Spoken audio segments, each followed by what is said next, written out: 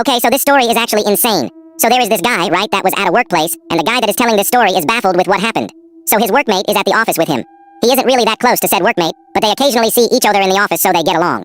Sometimes they will exchange stories about love, or discuss how annoying taxes are, but they wasn't really friends per se. However, they knew everything about each other as when they exchanged their business. They spit out everything to each other like they're each other's therapists. Everyone else in the office is shocked how they are just careless like saying their business, but they ignore them. Now the guy in the story is the other guy that says stuff, so they were talking about crushes and love. He said he has reading bad magazines with bad pictures of women in it. Normal stuff he said his wife don't know, and he didn't want to risk her finding out his stash of these magazines under the drawer in his bed.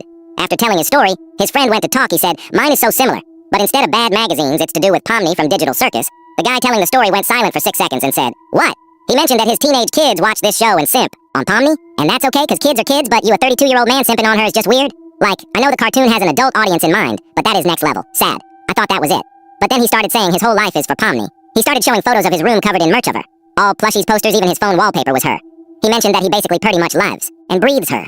He started saying other stuff like he's looking for a Pomni role player at a Comic-Con. Like that is just next level. After the conversation ended right there, and then I knew this guy was a degenerate loser and never spoke to him again after I quit my job because screw that.